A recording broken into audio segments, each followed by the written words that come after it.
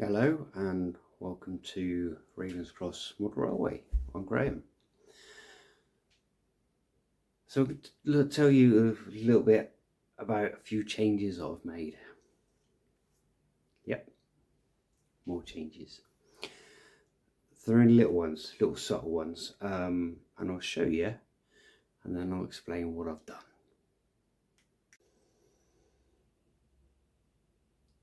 So this is the layout. One of the nice things about Scarm is you can, if you buy the license, and the license lasts forever, you can do this. You can do a one-to-one print, which is really good.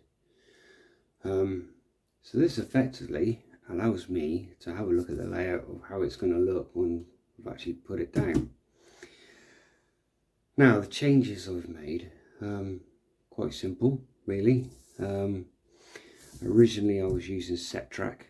The problem with set track is that the points, you see here, are usually quite small, and this is going to be DCC, so I want reliability.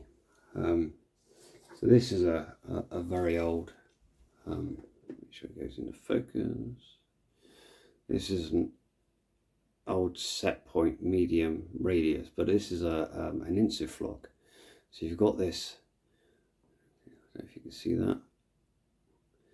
Yeah, you've got this little bit of plastic here.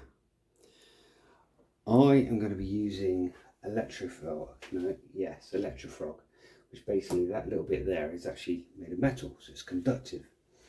The whole of the frog is conductive, and you can use the point motor to change the polarity so there's no shorts on it, and it also means you get more reliability over the track. So that's what I've done. In doing that and redesigning this layout with the Electrofrog points, there's a slight difference in the radius of the points, so therefore the layout changed ever so slightly, not massively, but ever so slightly. Now the other thing that I can see, give me a second, a little bit more light. When you kind of lay this down, you can then get an idea of where the fail points are going to be. One of the issues that I've seen, let's see if I can drag you over here a little bit, zoom it in, is up there. If you guys can see that, for this bit here. It's not long enough. So what I might do, and I'm going to leave this to the right last minute, what I might do is actually have this. So instead of it coming back this way, it literally continues round and joins here. So effectively I would have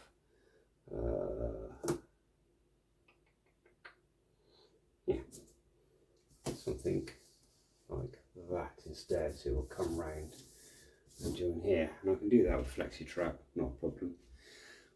But I don't know if it's going to work, so I'm going to leave that to the last bit, probably when I've actually got physical track down. So that's the layout so far. So the keynote people among you watching would have noticed something else. So on the first video I showed you a bit about baseboard. I've made changes to that. It now has a back on it. However, it will have a centre section for the scenic brake, and again that's going to be work in progress because I'll probably change it 100 times before I actually am happy with it. Wasn't happy with the boards because the boards were old boards, so I've got nice new boards which actually fit and work, and then I put a layer of cork on top. layer of cork is to help with a bit of sound deadening, and there will be a second layer of cork underneath the actual track bed as well, just to give it a bit of a scenic interest, let's say. But the main thing is, it's indoors. We're not in the shed. That was the wife's idea. Yeah, I mean, we discussed it, and you know, she thought it was a good idea to bring it in because I had problems with the shed and the other layouts, and you know, 30 seconds later I agreed and started bringing boxes in. So here we are. Fantastic idea. Let's bring it in. We've literally dedicated the dining room as the model railway room, which is brilliant. It's still my office as well, but yeah, means I can work in the warmth. Well, I say warm, I've got my hoodie on, but hey.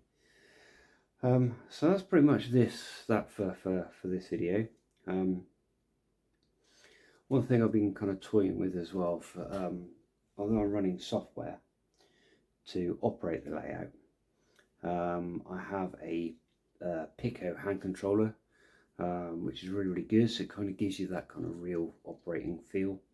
And the other thing I want to do is I want to make a mimic panel. And what I mean by a mimic panel is effectively a panel with actual push buttons to actually operate the point motors on the layout. So it has a little bit more kind of DC feel to it, or older, more manual, hands-on kind of feel to it, as opposed to just running it software and letting the software do everything. Couple of things I need to get to do that, because obviously it is DCC, so therefore I can't just wire a switch to a point motor and make it work. I have to somehow get that little push button switch to turn into ones and zeros, talk to a command station, which then talks to a point, and all this stuff. So there's a lot involved with that. Well, it's not a lot involved with that, but I have a plan. But I'm probably jumping ahead a little bit there. Yeah. So I've never planned a model railway so much as I have for this one. It's scary. Yeah. Anyway, thanks for watching. Catch you on the next one. Bye for now.